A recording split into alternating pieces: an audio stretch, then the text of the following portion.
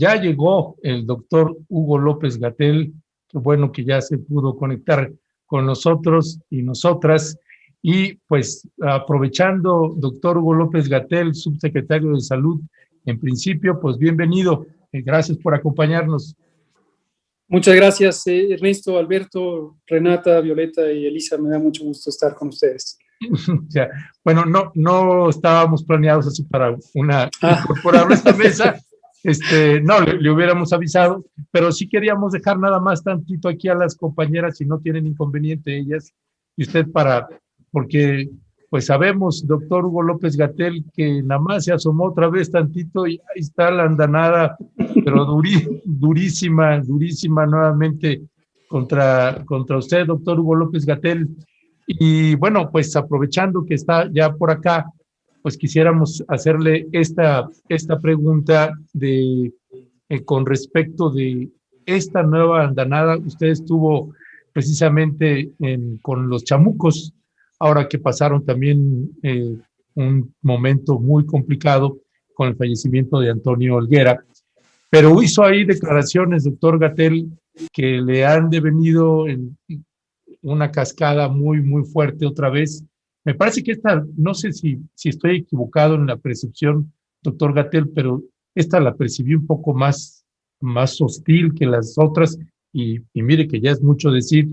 Y no sé si usted identifica a qué obedece, si que en esta ocasión se dieron nombres específicos de empresas, de farmacéuticas, o a qué obedece desde su punto de vista, doctor Gatell, esta andanada de golpes contra usted y contra, pues prácticamente el gobierno de Andrés Manuel López Obrador.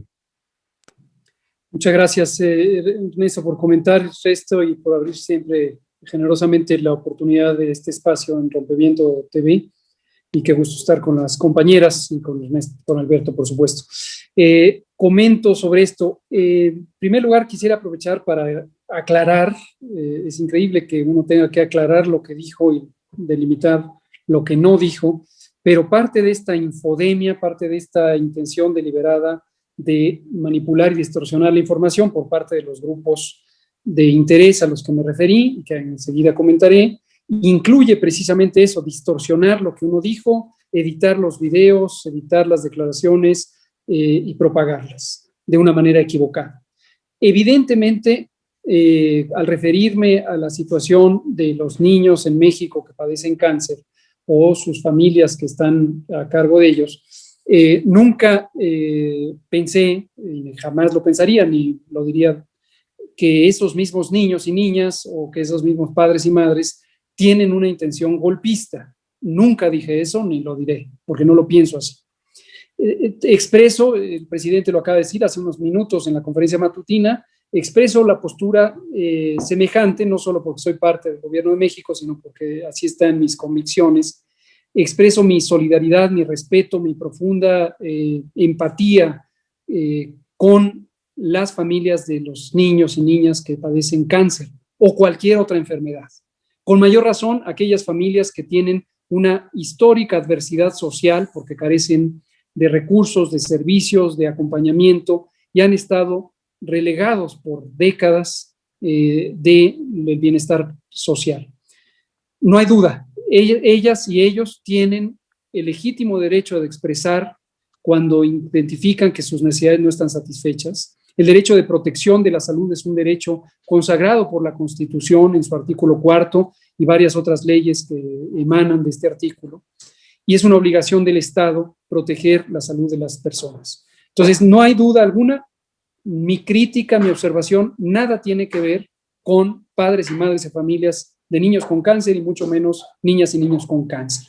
Pero este es el mensaje distorsionado que estos emisarios de la desinformación, generadores del odio, una vez más distorsionaron para hacer ver, y lo vemos ahora en primeras planas de algunos periódicos, lo cual no nos sorprende, como el Reforma y sus sucursales, el Universal, el Excelsior, etcétera, que son los periódicos ligados a grupos empresariales que precisamente han estado históricamente involucrados en los negocios turbios, chuecos, corruptos de la comercialización de farmacéuticos en México.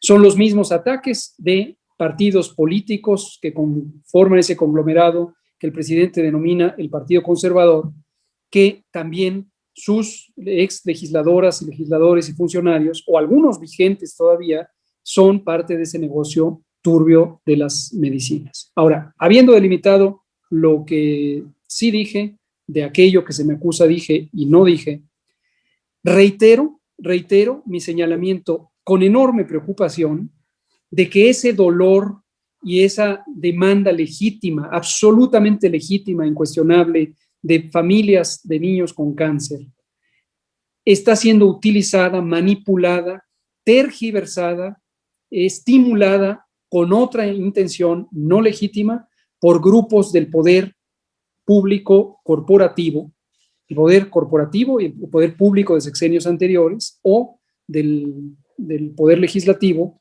para proteger intereses. Pero no solo eso, sino para estimular una narrativa social de golpe. Eso fue lo que dije y eso es lo que sigo denunciando, una narrativa que en la historia de América Latina ha mostrado ser útil a los intereses no solo nacionales de las élites y de las oligarquías, sino a nivel global de los grandes grupos de interés político y económico que buscan menoscabar la confianza en gobiernos democráticos como el gobierno del presidente López Obrador. Y esa es la denuncia que hago, me sostengo en ella y considero, finalmente, que fue la pregunta de Ernesto, que la reacción virulenta que vimos una vez más, ahora quizá más virulenta, precisamente atiende a eso, que fueron desenmascarados por mi comentario, fueron puestos al descubierto en esa narrativa de golpe y que hoy la replican interesantemente al estar atacando mis declaraciones recientes y nos dan un muestrario de su actitud, de su comportamiento de odio y de su dinámica facciosa, generadora de odio, explotando de manera completamente injusta el dolor humano representado por las legítimas necesidades de padres y madres de niños con cáncer. Doctor López-Gatell, bienvenido. Le saluda Alberto Nájar. Muchas gracias, Alberto. Fíjese nada más que coincidencia, justo fue uno de los temas que abordamos en la mesa con Violeta Vázquez, Renata Turrení y Elisa Godínez. Doctor, yo le quisiera preguntar a propósito de esto que ahora mismo comenta el doctor Hugo López-Gatell. ¿Han hecho mediciones ustedes de si ha tenido algún impacto concreto es toda esta campaña de lodo, de infodemia y de odio para tratar, y es mi comentario, y como usted dice también lo he dicho y lo sostengo, de que existe como una alegría de parte de algunos grupos por todas y cada una de las cifras de personas que mueren y son contagiadas, como si eso les granjeara apoyo, no solamente en votos, sino quién sabe de qué otro tipo de apoyo. Pero bueno, esa es mi percepción, doctor.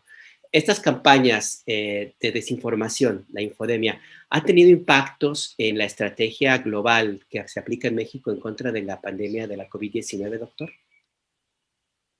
Pienso que hasta cierto punto lo han tenido y lo podemos ver en la polarización de la opinión pública que se expresa en ciertos circuitos o ciertos estratos o conglomerados de la sociedad mexicana.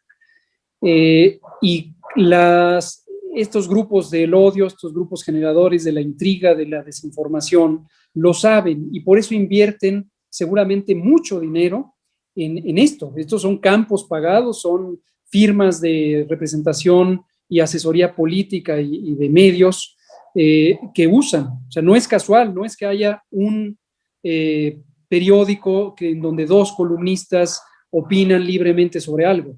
Esto es lo que en la jerga del periodismo le llaman el nado sincronizado, cuando se coordinan, y es impresionante la coordinación. Hemos detectado a veces por la narrativa, incluso copias casi literales, casi verbatim, de una columna con la otra y con la otra y con la otra. Ni siquiera son originales en ese sentido. Y las narrativas, además, como decía en el Chamuco la semana pasada, utilizan además clichés o fórmulas o eslogans, lemas, muy propios de este trabajo que hacen los asesores de narrativas políticas y de imagen pública, que son fórmulas básicas, simples de retener, de memorizar, de replicar, y que son persuasivas psicológicamente en la sociedad. y por eso ponía precisamente la alerta de la legítima demanda de los padres y madres de niñas y niños con cáncer siendo utilizada perversamente por estos grupos de interés. El impacto que puede tener, en primer lugar, es confundir, y una experiencia que tenemos documentada, es un tanto difícil establecer la relación causa-efecto entre la infodemia y esta experiencia, pero sospechamos que hay una relación. Y es una experiencia muy triste, muy desafortunada, que se replicó por posiblemente decenas de miles de personas con COVID-19 que, atendiendo a estas olas de desinformación y el pánico que estimulan y utilizan, retardaron su atención. Nosotros recordarán que el gobierno en todo momento se aseguró de mantener disponibilidad de camas en los hospitales, precisamente porque sabíamos que ese es uno de los elementos cruciales para disminuir el impacto mayor de la epidemia, enfermedad grave y muerte. Y conocemos de innumerables casos de personas que decidían no ir al hospital por una narrativa de que se podían contagiar en el hospital o de que el hospital podría no resolverles su problema y que mejor se esperaban. O aquella patética historia que seguramente fue inducida también por desinformadoras y desinformadores profesionales de que a las personas se les sacaba el líquido sinovial de las rodillas y que se vendía. Este tipo de patrañas a veces parecen cómicas si no fueran dramáticas por los impactos que tienen, particularmente por las grandes mayorías desposeídas del pueblo de México. Y no olvidar que ahí hay un tema de clase social. La lucha de clases en un país con estas enormes desigualdades y con un capitalismo que estructuralmente da un régimen económico y social de desigualdad, es explotado por las minorías para privilegiar sus intereses, aun cuando pasen por encima de los intereses de las mayorías. Por eso, y con esto termino mi respuesta, considero triplemente o múltiplemente reprobable en términos éticos la conducta de estas minorías y de estas oligarquías cuando explotan el dolor relacionado con la enfermedad, ya sea COVID, ya sea cáncer, ya sea diabetes, ya sea cualquier otra condición de salud. Ya, gracias, doctor Hugo López-Gatell. Pues bueno, les propusimos a las compañeras Violeta, Renata y Elisa si se querían quedar al inicio, y claro que aceptaron inmediatamente, y porque también querían mandarle un mensaje también a usted, doctor Gatell. Ya se van a retirar ellas, así que pues si quieres iniciamos contigo, Violeta Vázquez Rojas. Gracias. Bueno, pues qué honor estar aquí con el doctor Gatell. Hace rato estábamos hablando de que una de las obligaciones del gobierno de México es no dejar estos vacíos informativos, y creo que uno de los mejores voceros que ha tenido este gobierno ha sido usted, y eso le quiero agradecer, pero sí creo que todavía falta más coordinación con otras instancias que nos pudieran explicar cómo ha sido lo de las compras consolidadas, si sí hay o no hay desabasto, cómo se está solucionando, etcétera, ¿no? Eso creo que aliviaría mucho el dolor causado, perpetrado a propósito por estas campañas, ¿no? Pues que a todo mundo nos duele. Entonces, pues eso le quería decir, y muchas gracias por todo su trabajo. Muchas gracias. Renata. Sí, buenos días. Muchas gracias. También agradecerle, doctor, por todo el trabajo. Han sido años muy difíciles. Y yo nada más quizá sugerir que en una de las nuevas, estos ejercicios del quién es quién de las noticias falsas, que usted tomara uno de los espacios para hacer una sesión completa del quién es quién de las noticias falsas en cuestiones de salud. Ahorita usted comentaba algunas de las noticias falsas, digo que hay una lista gigante, pero una de las nuevas que hizo muchísimo daño fue esta del Universal de Penny Lane, sobre la vacuna CanSino, que dicho sea de paso, las tres somos profesoras y a las tres nos tocó esa vacuna. Entonces, sería bueno una de estas sesiones específicamente para hablar de COVID y quizá otra específicamente para hablar de las noticias falsas de cáncer. Y es todo. Muchas gracias. Muchas gracias, Renata, y hermosa hija que la acompaña. Elisa. Bueno, pues nada más agradecer el privilegio de compartir, aunque sea unos minutos, con el doctor Gatell, que tiene toda mi admiración y todo mi agradecimiento por el enorme trabajo que ha hecho a lo largo de todo este tiempo. Y bueno, sumarme a lo que dice Violeta y Renata, en realidad yo no podría ni siquiera, no me atrevo a recomendar nada a un experto en comunicación, además de ser un gran científico, pero sí creo que podríamos pensar, para ayudarles a ustedes también, algún formato, digamos, de información, sobre todo con estos temas más específicos que han causado tanto daño como desabasto y todo esto a nivel informativo. Tal vez, no sé, pensar en formatos de infografías que se pudieran difundir más rápidamente, no solo, digamos, la parte donde el vocero tiene este papel tan importante, pero también algunas otras formas donde nosotros como sociedad pudiéramos apoyarles a ustedes a desactivar estas cosas. Y pues nada más, muchas gracias. Muchas gracias a las tres por sus recomendaciones. Gracias, Violeta, Renata, Elisa. Hasta pronto. Gracias.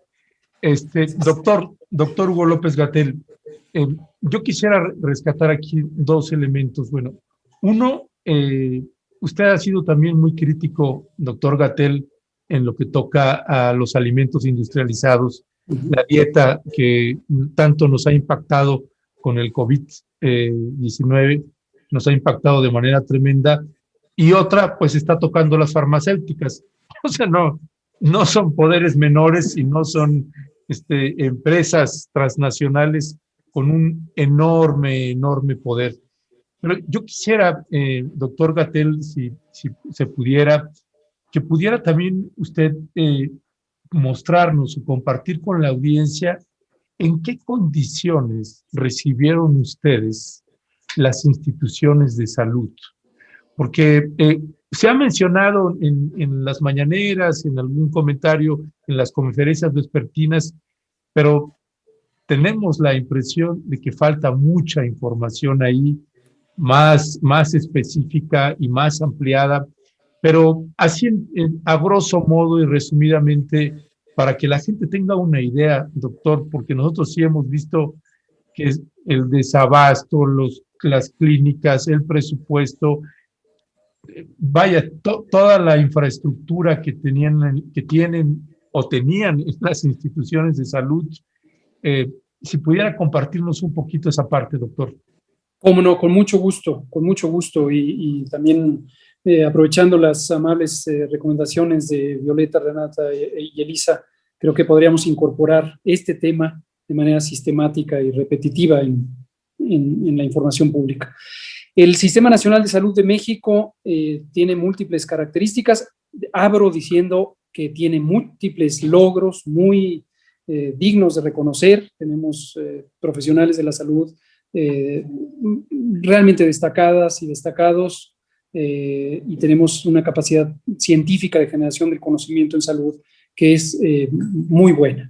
Entonces, esa parte no está a discusión. Esa se aplaude, se reconoce y se estimula. Pero hay elementos que son estructurales y que dependieron en su momento de decisiones políticas de los gobiernos que nos antecedieron, que resultaron en ese estado de las cosas. Una de las características que es histórica, desde que se creó el Instituto Mexicano del Seguro Social en 1946, es que el sistema está fragmentado. Tiene múltiples proveedores de servicios de salud, que además tienen múltiples razones en términos jurídicos para brindar servicios de salud. Concretamente tenemos a las instituciones de seguridad social, el IMSS, el ISSSTE, los servicios médicos de Pemex, los servicios médicos de las Fuerzas Armadas, el ISFAM, que tienen un mandato legal de seguridad social en el cual incluye la provisión de servicios de salud, porque los servicios de salud son parte de la seguridad social, junto con las pensiones y otros servicios. Esta cobertura de estas instituciones es números gruesos, un poco más del 55% de la población, quizás 60%, con grandes variaciones en el territorio. Tenemos, por ejemplo, Nuevo León, donde hay una cobertura de seguridad social de hasta el 85%, mientras que tenemos Chiapas, donde la cobertura no llega ni siquiera al 20%. Lo que da y perpetúa desigualdades sociales precisamente por insuficiencia de servicios de salud. A esta fragmentación, en 1997, y esto fue el sexenio de Zedillo, culminó un proceso que había iniciado en 1985 en el gobierno de la Madrid, de desarticulación del Sistema Nacional de Salud, que le concedió a los estados, a las entidades federativas, la facultad de ser dueños y administradores de servicios de salud, sistemas de salud estatales. Esto ocurrió para la Secretaría de Salud, que antes era una sola y ahora es 32, más la federal.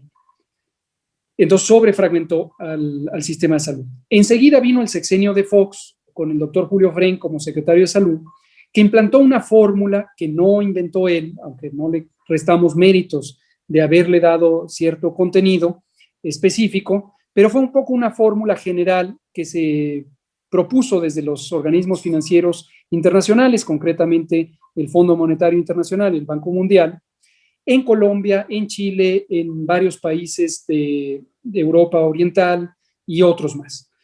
Y la fórmula consistía, es lo que en México conocíamos como el seguro popular o el régimen de protección social en salud, donde uno de los elementos claves es separar el financiamiento, cómo se usa el dinero, de quién da el servicio, quiénes son los que atienden a los pacientes, en qué hospitales y con qué medicinas y con qué equipos. Antes era una misma entidad, como lo sigue siendo para el Seguro Social, por ejemplo, para el ISSSTE hasta cierto grado. Pero en la Secretaría de Salud, en esas 32 secretarías estatales, se separó. El financiador era el Seguro Popular, la Comisión de Protección Social en Salud, que teóricamente podía pagar ya sea un servicio público, por ejemplo, los servicios estatales de salud del Estado de México, que es una institución pública, o bien contratar entidades privadas, por ejemplo, fundaciones, FUCAM, por poner un ejemplo concreto, que era una fundación sobre cáncer de mama que recibía prácticamente el 90% de su financiamiento del Seguro Popular. La idea teórica, y he de reconocer sin ambajes que la teoría pudiera no ser tan mala, en el sentido de que si hay múltiples proveedores, pudiera eso hacer un fenómeno de competencia en el modelo de una economía capitalista y entonces eso ayudar a elevar la calidad. En la medida en que unos que compiten contra otros, pues se apresuran por dar un mejor servicio y ser los ganadores de los contratos.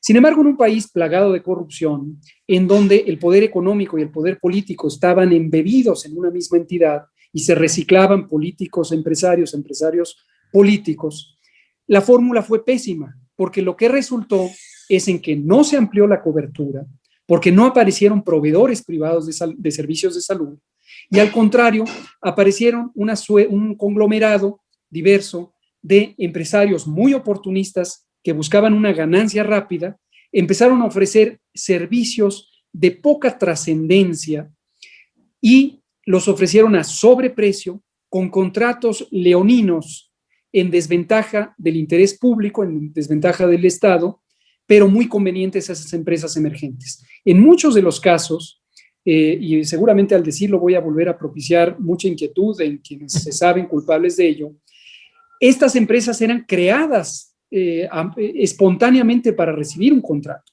y los accionistas de esas empresas eran ex funcionarios o funcionarios en ejercicio del poder público. Por ejemplo, pues hay varias, por ejemplo firmas que tienen que ver con los servicios de diagnóstico por laboratorio. Un ejemplo muy concreto, el tamiz metabólico neonatal, aprovechando que hablamos y reiteramos nuestra simpatía y solidaridad por la salud de las niñas y niños.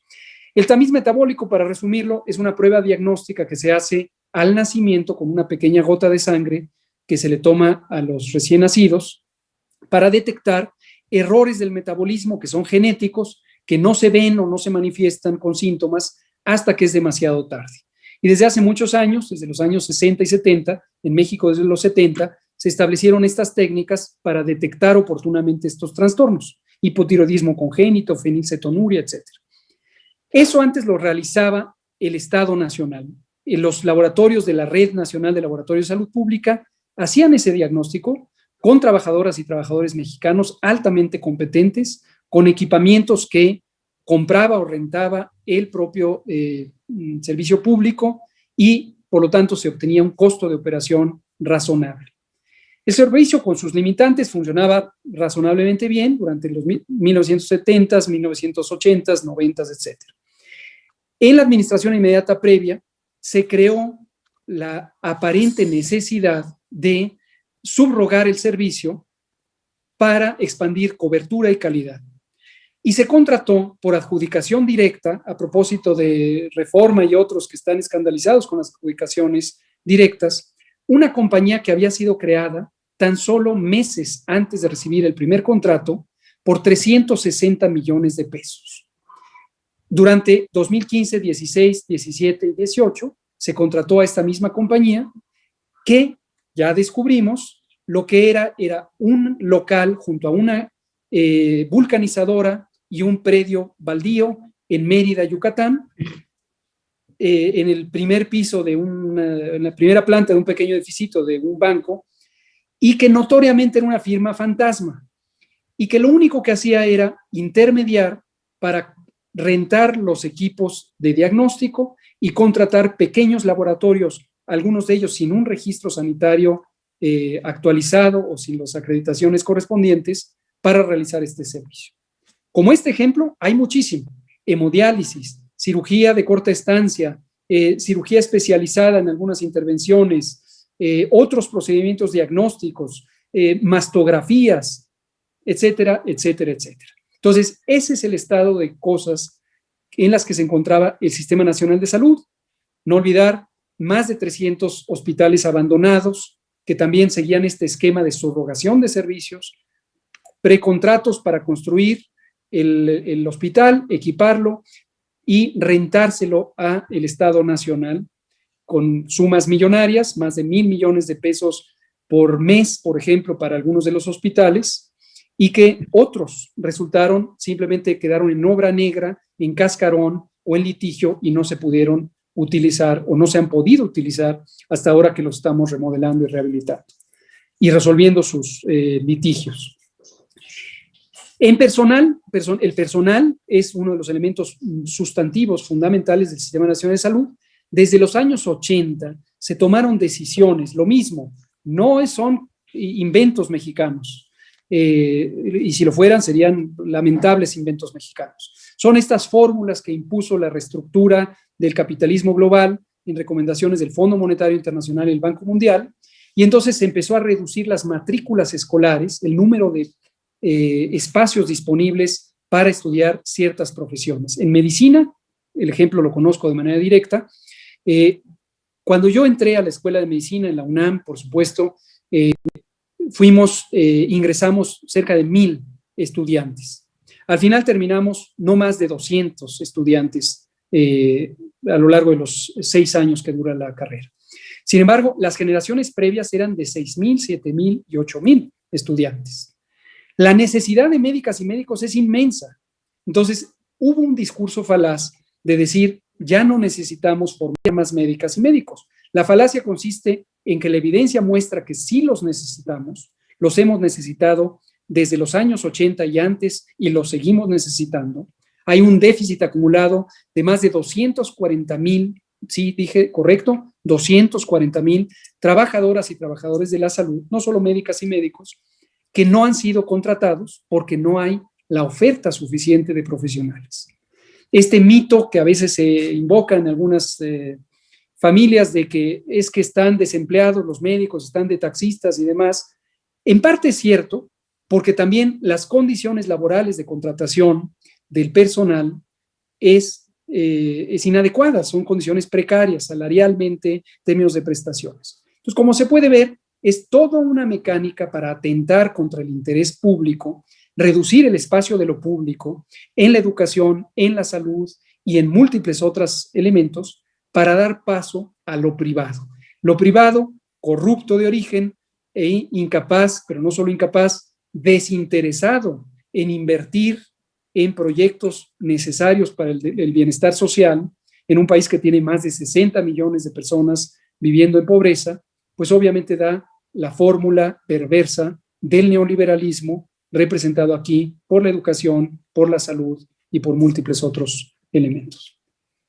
Sí, este tipo de elementos que son claramente reales, que están allí, doctor, muy poco se da a conocer por los medios de comunicación hegemónicos tradicionales y desgraciadamente tampoco en otros espacios informativos, justo porque existe un interés enorme en términos económicos para tratar de desviar la atención a otros temas o aprovechar inclusive, doctor López-Gatell, algunas noticias que no son comunicadas debidamente o que les falta algún sustento o algún elemento mayor para que se entienda a cabalidad lo que significa. Y me quiero referir concretamente a esta determinación de la Organización Mundial de la Salud, doctor, cuando pues se reveló hace esta semana, estos días, que no existía todavía un proceso completo de aprobación, si utilizo bien el término, podría ser ese, para el uso de emergencia de las vacunas CanSino, Sputnik y también la Johnson, por ejemplo. Esto ha sido, en la narrativa mexicana, se utilizó como una forma, una vez más, de criticar, de cuestionar la aplicación de estas vacunas en nuestro territorio y ha generado algunas inquietudes, sobre todo para las personas, doctor, que tienen que salir del país y que necesitarían tener una validación de haber sido inmunizados correctamente. Y las preguntas que hay son muy concretas. Si los profesores o quienes recibieron la CanSino tienen que viajar, necesitan ponerse otra vacuna. ¿Qué hacer las personas que tienen que viajar a otros países donde se les requiere una certificación? No sé si la palabra sea correcta, pero bueno, que necesitan comprobar que tengan las vacunas aprobadas, doctor. Técnicamente, ¿qué significa esto que la OMS ha planteado, doctor, y estas consideraciones para la población específica? Y aprovecho porque se nos va el tiempo. Hay una petición de pie de página, doctor, para que regresen al menos una vez a la semana los encuentros con los medios de comunicación para hablar de cosas técnicas muy concretas como estas y hacer a un lado toda la politiquería, doctor. No sé si lo han valorado. Muchas gracias. Sobre esta respondo con mucho gusto, sí. Hemos recibido múltiples solicitudes en este sentido y estamos siempre gustosos de interactuar, de compartir, de hablar transparente, abiertamente y en tiempo real sobre los retos que enfrenta el país en materia de salud con cualquiera que nos lo pregunte. Entonces estamos ya reorganizándonos. Vamos a iniciar con una conferencia de prensa una vez a la semana. Empezaríamos esta misma semana. Aún por determinar si sería el jueves o posiblemente el viernes, y con mucho gusto, con mucho gusto. Respecto a la vacunación y estas disputas geopolíticas que hay en el sistema mundo, efectivamente es lamentable que la Organización Mundial de la Salud y ella como parte de la Organización de Naciones Unidas no hayan logrado establecer mecanismos para limitar este egoísmo representado por los intereses económicos, no solo de las industrias o de las empresas farmacéuticas que producen vacunas de manera directa, sino por enormes conglomerados de interés económico que están detrás de ellas. Y el resultado neto es que estamos viviendo la pandemia más importante que hemos tenido en los últimos 100 años en la libre evolución de un capitalismo global que se comporta de manera salvaje, que no le ha importado, que llevamos casi 17 meses con pueblos enteros, que son la mayoría de la población mundial, descubiertos de protección, primero sin vacuna y ahora con vacuna desde finales del año pasado, que no hay equidad en el acceso a las vacunas, que varias de las vacunas tienen precios exorbitantes, lejos del posible rendimiento básico para tener una ganancia razonable o justa y compensar los costos de inversión, que el proceso mismo de evaluación de vacunas es poco claro, que el acceso a los medios de comunicación, y no solamente me refiero a los de información, los noticieros, periódicos, también de las revistas científicas es desigual, y que eso ha llevado a que algunas vacunas tienen preponderancia en la narrativa pública, reforzados por los gobiernos de los países que alojan a esas compañías, y otras, en cambio, que son desde el punto de vista científico promisorias, y no solamente CanSino, Sinovac y Sputnik, las vacunas cubanas, Abdalá y Soberana, son 5 productos muy prometedores. Próximamente la vacuna Patria mexicana. Y el sistema global, los organismos internacionales han sido incapaces. Esto es un hecho constatable, habrá que analizar las causas, pero han sido incapaces de contraponerse a ese egoísmo de un capitalismo que obra rampante con sus máximas expresiones de egoísmo, de discriminación, de segregación. Pensamos, y con esto termino mi respuesta al respecto para entrar a la pregunta concreta de quienes se han vacunado con CanSino en México, que deberíamos buscar, y ya se están buscando, mecanismos alternativos de consensos entre distintos países que han sido excluidos y algunos que no hemos sido excluidos de este acceso a las vacunas. México, concretamente, estamos entre los primeros 10 países, fluctuamos entre el 9º y el 10º, de acceso a vacunas. Y entonces vivimos una paradoja porque somos de los países acaparadores en sentido directo porque tenemos vacunas. Sin embargo, la postura política del gobierno de México, del presidente López Obrador, es una postura de solidaridad y de equidad global. Entonces, deberíamos buscar, y creo que ya algunos están sobre la mesa, mecanismos para compensar esta rapacidad de los intereses económicos con una visión que esté pensando en los seres humanos, en las personas que habitamos este planeta, que todas y todos tenemos de manera intrínseca, de manera esencial, los mismos derechos de protección, aunque no los consagren cada uno de los gobiernos nacionales. Termino con lo de la certificación o reconocimiento de certificación de vacunas. Desafortunadamente la respuesta es negativa. Efectivamente, si se viaja hoy a la mayoría de los países de Europa Occidental, no se encontrará, o a Estados Unidos, o a Canadá mismo, no se encontrará un reconocimiento de vacunación a quien se haya vacunado con una vacuna que no sea un conjunto muy limitado, que mayormente es Pfizer, Moderna o Astra, a pesar de que las capacidades de protección de otras vacunas que no son reconocidas son razonables y son iguales o equivalentes a las de estas vacunas. Es más bien una... Perdón, Ernesto, nada más para precisar rapidísimo. Sí. Estas personas que tienen CanSino, Sputnik y ahora también Johnson, ¿se pueden o se deberían volver a vacunar? No, desde el punto de vista de salud, desde el punto de vista médico, no tendría sentido alguno. Pero para viajar, casos, doctor, para viajar. Sí, no tendría sentido alguno. Están protegidas, están adecuadamente protegidas y desafortunadamente esta presión político-económica les pone en una disyuntiva individual o familiar de buscar una situación que es contraria a las recomendaciones médicas o a las recomendaciones, por ejemplo, de las agencias de salud pública, no solo globales, sino de los propios países que no reconocen esas vacunas. Es probable, aquí una pequeña señal de esperanza, que la Organización Mundial de la Salud en pocas semanas ya reconozca a la vacuna CanSino. Hay una tabla que está en el portal de internet de la Organización Mundial de la Salud que muestra de manera transparente cuáles han sido las fechas de recepción de los expedientes de cada una de las vacunas, cuál es la fecha de liberación y cuál es una posible fecha de resolución o las que ya han sido resueltas. Ahí está CanSino, ahí está Sinovac y ahí está Sputnik V y es probable que pronto tengan un reconocimiento por parte de la OMS, teniendo en cuenta que la OMS no es una agencia reguladora, no es como el COFEPRIS nuestro o la FDA de Estados Unidos o la EMA europea. Es simplemente una agencia asesora de salud pública y cuando reconoce a las vacunas es porque tiene suficiente conocimiento formal de sus propiedades benéficas y de seguridad, pero no es una agencia que regule.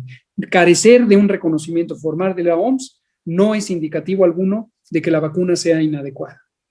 Ya, para la audiencia que está escuchando y que uno ve ahí las preguntas que salen, doctor.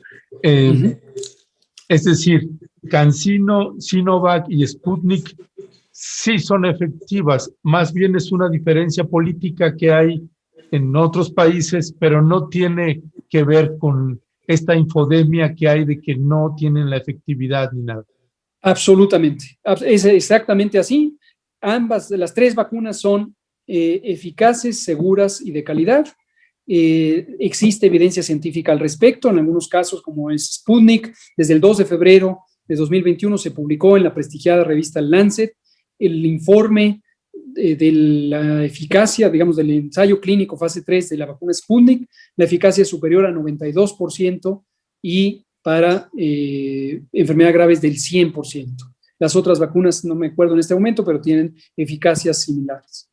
Doctor, una frase que le hemos escuchado y que para la audiencia que nos está escuchando, que tenga una idea de lo que tiene que pasar este hombre y a lo mía y otros doctores que les toca estar ahí en la palestra. Es una frase común frente a una pregunta que le hacen al doctor Gatell y él responde: este tema lo hemos explicado en diversos momentos, pero con todo gusto lo volvemos a explicar. Bueno, nada más para que se dé una idea de eso, multiplíquelo al infinito y más allá. Pero en esa parte, doctor, y para cerrar, parte de la audiencia sigue con el tema de lo del cáncer y la falta de medicamentos. Y aunque pues la respuesta sea este tema, lo hemos abordado en diversos momentos, pero con gusto lo volvemos a explicar.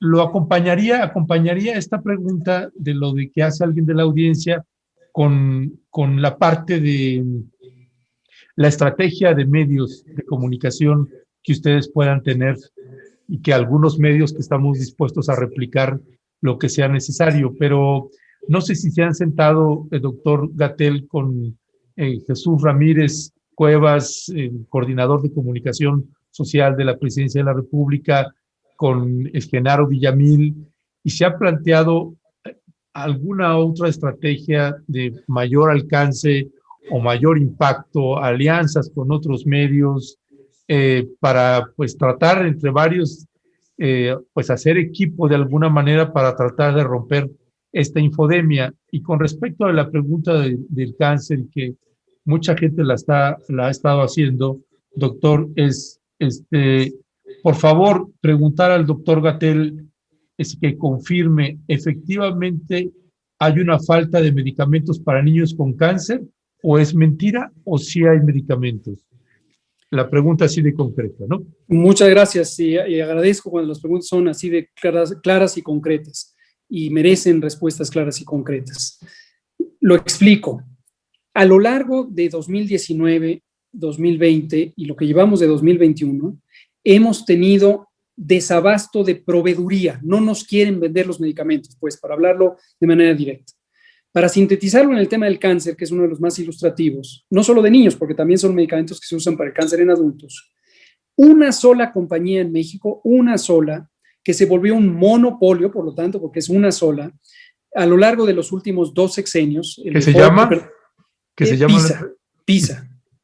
Esta es una compañía mexicana de fármacos, diversos fármacos, mayormente produce fármacos genéricos, soluciones parenterales, nutrición parenteral y medicamentos contra el cáncer. Esto que también lo habíamos explicado, pero con mucho gusto definitivamente lo volvemos a explicar. En México hay 7 empresas que tienen registros sanitarios de medicinas contra el cáncer. Esto quiere decir permiso para producir y comercializar medicinas contra el cáncer. 7 empresas. 7.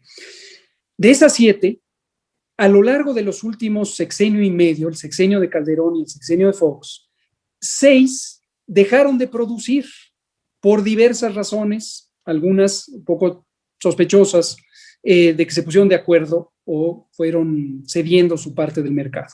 De tal suerte que una sola empresa, que se llama PISA, producía la mayoría, 18 medicinas contra el cáncer en México. Ese es escena 1, monopolio, un tema económico. Obviamente las preguntas obvias son, ¿y dónde estaba la COFESE, la Comisión Federal de Competencia Económica? ¿Qué hizo en los sexenios anteriores? ¿No se dio cuenta que estaba creando un monopolio? Segunda cosa, en COFEPRIS había una serie de normas muy cuidadosamente hechas en los sexenios previos, concretamente la norma oficial mexicana 77, que ponían una serie de restricciones al mercado internacional. Ejemplo claro y directo: no se puede tener medicamentos fabricados en el extranjero si no demuestran la equivalencia biológica, es decir, la capacidad de producir el mismo efecto y la misma seguridad que un medicamento ya registrado en México. Entonces, para una sustancia específica si viene un competidor del extranjero, tiene que demostrar que es igual al medicamento, por ejemplo, de PISA. Y el trámite para que eso se logre era engorrosísimo. Entre otras cosas, tenían que presentar en idioma español, era solo aceptado el español, expedientes que son cerca de 15 a 18 carpetas completas y tenían que renovarlo cada año y hacer unas sofisticadas pruebas técnicas que se llevan 6 meses. Eso obviamente ahuyentaba la posibilidad de que cualquier comercializador externo, que hay muchos y muy buenos, pudiera vender en México. La ley de adquisiciones, tercer episodio, tenía también restricciones que impedían el tener acceso a los medicamentos en el extranjero. Como se ve, un proteccionismo a modo para proteger grupos de interés ligados a políticos y empresarios mexicanos. Bueno, esa es la escena del cáncer en México. En 2019, quizá algunos recordarán, cuando el Metrotexate escaseó, y fue porque PISA nos los escondió, 36,000 frascos de Metrotexate nos los escondió y no quería darlos, porque cerramos, por acción de COFEPRIS, una planta que tienen en Miguel Ángel de Quevedo, en la Ciudad de México, cuando descubrimos que ahí había contaminación bacteriana en los ciclos de producción, en la planta de producción, no solo de los de cáncer, de otros medicamentos. Cerramos la planta e hicieron este chantaje. Siendo un monopolio, teniendo todo lo que ya mencioné, obviamente nos puso en desabasto inmediato. Y la manera en que lo solucionamos, hablo del ejemplo de 2019, pero es lo que hemos venido haciendo a lo largo de estos meses, de estos años, es que dijimos, nos vamos con un proveedor internacional. Hay un proveedor francés que se llama Mylan, que produce medicamentos de alta calidad, ampliamente reconocidos, comprados por Francia, por España, por muchos otros países, y le compramos de manera directa. Nos apoyó la Secretaría de Marina, los trajimos, los distribuimos, resolvimos el problema de Metrotexate. Pero hay que resolver 25 medicamentos contra el cáncer, que los produce un solo laboratorio con las características ya mencionadas. Entonces, a lo largo de todos estos meses, 2019, 20 y 21, hemos estado buscando estos mercados internacionales que son no fáciles de conseguir, porque a veces la producción ya está comprometida. Entonces, cuando vamos, nos dicen, sí, pero te la puedo entregar en año y medio. Este tipo de cosas. Y hemos hecho de todo por conseguir en laboratorios de alta calidad, en Argentina, en Corea, ahora en Japón, en Francia, próximamente en Israel, que también tiene una producción de genéricos muy, muy buena, etcétera. Entonces, la pregunta es, ¿hay o no desabasto? La respuesta es, sí hemos tenido periodos de desabasto y esta es la razón. Hace unos días, quisiera aprovechar rápidamente para decir eso, ayer una amiga muy, muy cercana me hacía una crítica, espero constructiva, respecto a mis comentarios en el programa del Chamuco. Y lo que me decía es, estoy de acuerdo con que denuncies estas atrocidades y esta manipulación de los grupos de interés, pero no reconociste autocríticamente cuáles han sido las insuficiencias del gobierno. Yo considero que no tenemos ambaje alguno en reconocer donde nos ha faltado. Y es más, estamos abiertos a escuchar críticas. El punto es que en el debate público, imagínense si haber denunciado a grupos de interés golpista, lo distorsionaron diciendo que yo dije que los niños van a hacer un golpe de Estado, pues ese es el nivel de desinformación. Entonces, obviamente en ese contexto, no se está en un seminario académico en donde se pueda decir pros, contras, aciertos, oportunidades. Se está en un ataque sistemático. Pero voy a aprovechar para hacer una autocrítica, precisamente al tema de comunicación. Considero que no hemos logrado, excepto por el espacio de la mañanera, y quizá la vespertina contribuyó un poco a ello, no hemos logrado romper del todo el cerco de información que impone en México la prensa corporativa, que es la que domina la escena de la narrativa pública y que es la que está directamente ligada a grupos de interés. Tradicionalmente, cuando uno piensa en periodismo libre, en prensa libre, uno asume que la prensa libre defiende a los ciudadanos en contra de gobiernos autoritarios. Pero la realidad es que lo que vemos aquí es un gobierno que deliberadamente fomenta la libertad de prensa y esa prensa está al servicio de esas minorías empresariales y políticas de sexenios previos, empresariales todavía y políticas de sexenios previos que les interesa conservar esos nichos de privilegio, no defender a la ciudadanía, no defender a la ciudadanía. Entonces, esa es parte de la autocrítica. Y en la autocrítica de la parte de salud, pues desde luego, todavía nos falta camino para terminar de hacer mucho más robusta, más sofisticada, más estructurada nuestra capacidad de abastecimiento y toda la cadena de suministros hasta el último tramo. Por eso se ha dispuesto que Birmex, el Laboratorio de Biológicos y Reactivos, una empresa pública originalmente dedicada a las vacunas, se convierta en una empresa pública de distribución, además de ser un laboratorio de vacunas. Pues sí, más claro ni el agua, doctor, lo dijo contundentemente. Desgraciadamente este cerco que vivimos en los últimos años y que es herencia de un momento fundacional de la prensa mexicana, ya vemos que tiene consecuencias. Y a propósito de esto, pues hay esfuerzos que me parece que también es importante en esta conversación porque mucha gente lo está viendo, doctor. Hay esfuerzos que se hacen, Momentum es uno de ellos, Rompeviento es otro, pie de página. Y en la red de periodistas de a pie hemos creado este hashtag que se llama Yo soy la vacuna contra la desinformación, que lo que pretende básicamente es aportar elementos muy claros, concretos, con datos duros y comprobados. Y la mayor parte provienen de usted, con el doctor Hugo López-Gatell, y de las conferencias y la información. Así es que pues ahí está, creo que es valioso rescatar también estos esfuerzos porque, como bien decía Ernesto, pues está tan profundo y tan duro este cerco que a veces es importante mirar a quienes hacemos un esfuerzo para salirnos de este cerco de lodo y de odio y de infodemia, doctor. Muchas gracias por estar con nosotros, doctor. Muchas gracias. Sí, doctor Gatell, como siempre, un gusto, un placer tenerlo con nosotros y estamos en comunicación. Nos gustaría el poder articularnos un poco más. Nos interesa realmente que la información llegue a la población, la información que están proporcionando, romper la infodemia. Y pues estamos al habla para cualquier cosa que se ofrezca. Pues aquí estamos, doctor Hugo López-Gatell. Le mandamos un abrazo. Muchas gracias. Gracias a ustedes, a Momentum, pie de página, Rompeviento TV. Muchas gracias. Gracias a usted, doctor. Hasta pronto, doctor. Nos vemos. Hasta luego.